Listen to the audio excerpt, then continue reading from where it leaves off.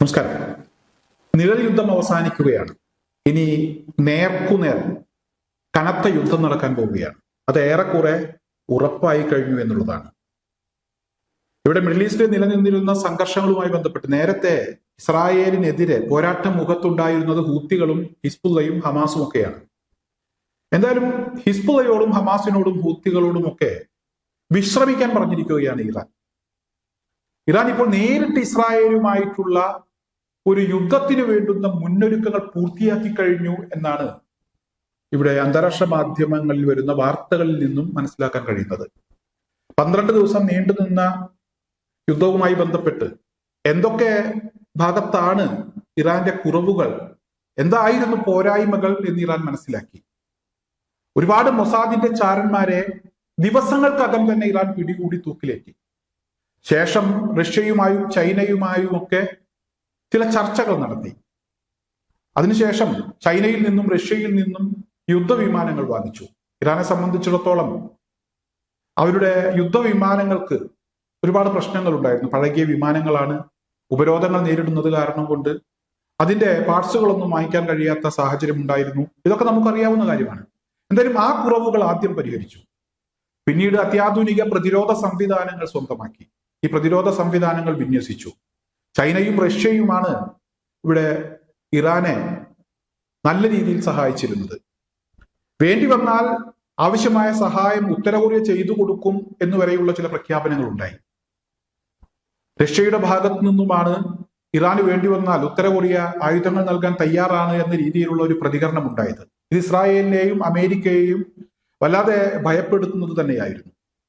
അമേരിക്കയുടെ ഭാഗത്തു നിന്ന് ഇറാൻ അകത്തേക്ക് അവരുടെ ആണവ നിലയങ്ങൾക്ക് നേരെ ഒരു ആക്രമണം ഉണ്ടായി. എന്തായാലും ഈ ആക്രമണങ്ങൾ ഇറാനെ കാര്യമായ രീതിയിൽ ബാധിച്ചിട്ടില്ല എന്നുള്ളത് ആദ്യം ഇറാനും പിന്നീട് അമേരിക്കയും വ്യക്തമാക്കിയിട്ടുണ്ട്. ഇത്തരത്തിൽ ഇറാന്റെ ആണവ നിലയങ്ങൾക്ക് നേരെ ആക്രമണം നടത്താൻ അവർ ഉപയോഗിച്ച B-2 ബോംബർ വിമാനങ്ങളുടെ മാതൃകയിലുള്ള മിനി ബോംബർ വിമാനങ്ങൾ, അല്ലെങ്കിൽ മിനി B-2 ബോംബർ വിമാനം എന്ന് പറയാൻ കഴിയുന്ന വിധത്തിലുള്ള ഡ്രോണുകൾ അവർ വികസിപ്പിച്ചെടുത്തു.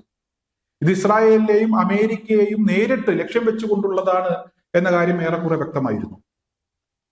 അതിനുശേഷം ഇപ്പോൾ ഏറ്റവും അവസാനം പുറത്തു വരുന്ന ഒരു വാർത്ത, ഈ കഴിഞ്ഞ 2 ദിവസമായി നടന്ന ഒരു വിഷയവുമായി ബന്ധപ്പെട്ട് വരുന്ന ഒരു വാർത്ത എന്ന് പറയുന്നത് പേർഷ്യൻ ഗൾഫിൽ ഉടനീളം ഇറാന്റെ ഒരു നാവികാഭ്യാസം നടന്നു എന്നുള്ളതാണ്. ഈ നാവികാഭ്യാസം അമേരിക്കയെയും ഇസ്രായേലിനെയും നേരിട്ട് ലക്ഷ്യം വെച്ചുകൊണ്ടുള്ളതാണ് എന്നതാണ് ഇപ്പോൾ പുറത്തു വരുന്ന വിവരങ്ങൾ. അതായത് ക്രൂയിസ് മിസൈലുകളും അതുപോലെ തന്നെ ബാലിസ്റ്റിക് മിസൈലുകളും ഒക്കെ ഉപയോഗിച്ച് കപ്പലുകളെയും അതുപോലെ തന്നെ ഇസ്രായേലിനെയും ഒക്കെ നേരിട്ട് ആക്രമിക്കാൻ കഴിയുന്ന വിധത്തിലുള്ള പരീക്ഷണങ്ങളാണ് ഈ നാവികാഭ്യാസവുമായി ബന്ധപ്പെട്ടുണ്ടായത്. അതുപോലെ തന്നെ AI സാങ്കേതിക വിദ്യ ഉപയോഗിച്ച് ലക്ഷ്യസ്ഥലങ്ങൾ ട്രാക്ക് ചെയ്യുന്നതിന് വേണ്ടിയുള്ള അത്തരത്തിലുള്ള പരീക്ഷണങ്ങൾ നടന്നു. ചുരുക്കി പറഞ്ഞാൽ ഇറാൻ എല്ലാവിധ മുന്നൊരുക്കങ്ങളും പൂർത്തിയാക്കി. ഇനി ഇസ്രായേലിന്റെ ഭാഗത്ത് നിന്ന് ഒരു പ്രതികരണം ഉണ്ടാകുന്നതിന് മുമ്പ്, അല്ലെങ്കിൽ ഇറാന് നേരെ ഒരു തിരിച്ചടി ഉണ്ടാകുന്നതിന് മുമ്പ് ഇറാന്റെ ഭാഗത്ത് നിന്ന് ഒരു വലിയ ആക്രമണം ഇസ്രായേലിനെതിരെ നടത്തുക എന്നതാണ് ഇറാന്റെ ലക്ഷ്യം എന്നാണ് ഇപ്പോൾ പുറത്തു വരുന്ന വിവരം. ഇത് ഇറാൻ പലപ്പോഴായി പറഞ്ഞിട്ടുണ്ട്.